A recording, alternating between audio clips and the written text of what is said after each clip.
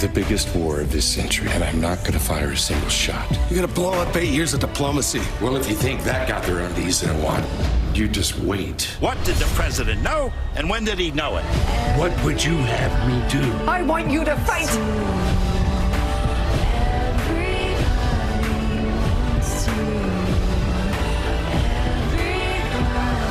Mr. Gorbachev, tear down this wall.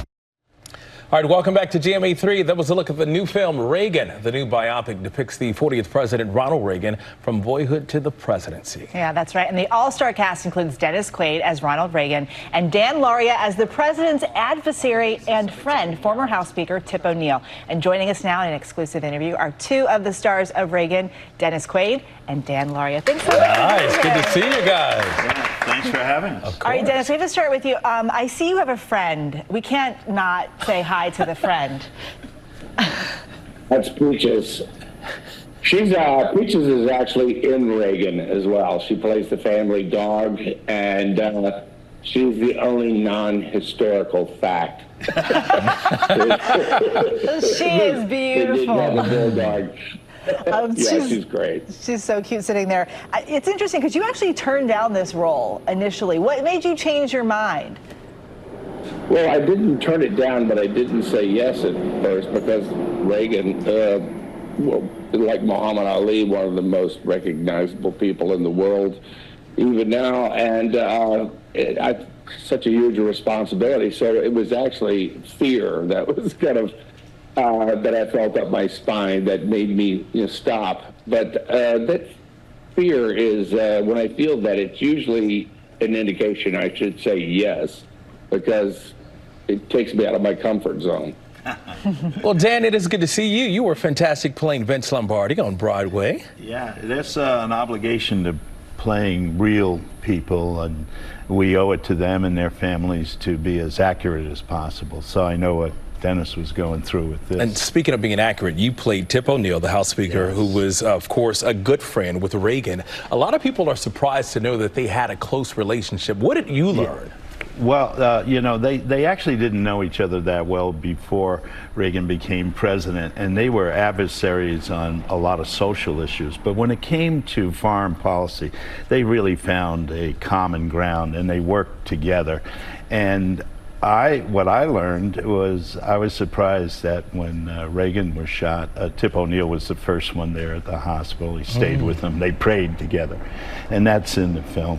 And it's a very emotional scene, and I got to tell you, Dennis made it very easy to work with. He's one of the most professional actors I've ever worked with. So nice. Very kind to say. The check is in the mail, Dan. I need your protection over the next couple of days. Well, because you guys are going to be going to both the conventions. You're taking this movie to both of the conventions. Yeah. Yes. And both the Republicans and the Democrats. So what are you hoping that these politicians in this political moment look at this movie and this friendship between these two men and take away from it? Well, I hope they find common ground. I think there are a lot of things. We all want our children to be safe. We all want a better place to live. There are common ground things that we could work on. I'm sure Dennis, go ahead, Dennis, I'm sorry. Well, from the very beginning, Reagan said, just because somebody disagrees with you on something 20%, that doesn't make them a 20% enemy. It makes them an 80% friend. Yeah. And they decided early on that that's going to be their relationship. I mean, they were maybe political enemies from 9 to 5, but after 5 o'clock, they were just a couple of Irishmen having a beer. And Tip was over at the White House, sometimes several times a week, just to talk it over. And Dan, you touched on this, but Dennis, in the film, we will see that infamous moment when John Hinckley Jr. attempted to assassinate President Reagan back in 1981. This past weekend, we saw a similar assassination attempt with the former President Trump there. What played out in your mind when you saw that on television? Oh, such shock that it's still happening. I was 9 years old when Kennedy was killed, and then Martin Luther King and Bobby Kennedy. Well, and I think in a way it paralyzed our nation for a decade or so, and it's to see have our nation go through that again. I mean, I think it definitely was the hand of God that saved the president.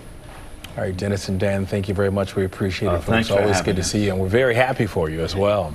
And by the way, Reagan hits theaters on August 30th.